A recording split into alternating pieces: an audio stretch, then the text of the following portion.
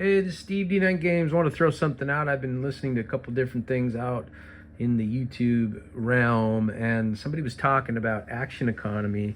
I want to throw in my 2 cents for whatever it's worth, but in the past, I'd always thought about balanced action economy where everybody at the table gets the same amount of time, and I'm a big fan of not pushing anybody aside if they have something they want to do, and I don't really care for one person hogging all the quote-unquote spotlight, but there are people in your game that just want to kick back and watch the show and maybe add a little bit of effort here and there, and there's people that really want to get their heels dug in and do a lot of actions and ask a lot of questions and maybe min-max their characters. So as far as action economy goes, I'm starting to lean toward whatever your players want to do.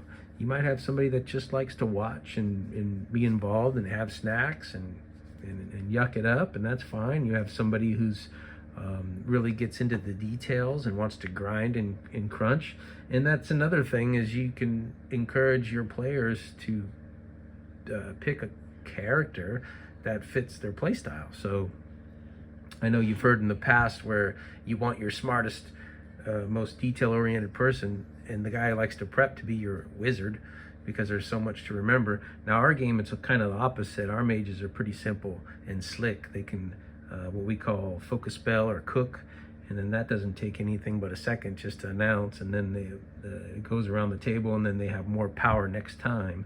But you might have somebody who's trying to do a couple of actions or mix in. Maybe they want to enlighten, have an offhand attack, and they want to have a little more plus and minus and be a little more tactical, but that's cool. That's fine. So as far as action economy, let it match what makes your players happy is probably the best thing, in my opinion.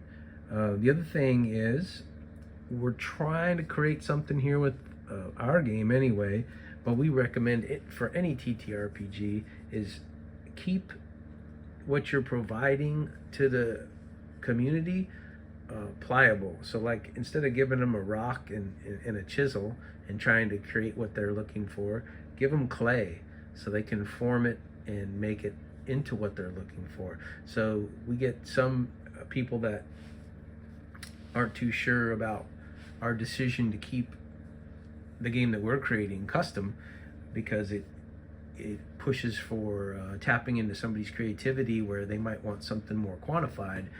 But when you're, like I said, when you give somebody a rock and a chisel, it could be a lot more work to get to the result they're looking for, where you just give them a piece of clay and they can mold it quicker and easier into what they're looking for. So it's just a couple of quick thoughts I had regarding that.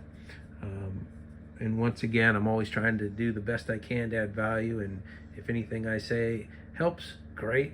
If not, you know where to throw it. All right, take care, till next time. Peace.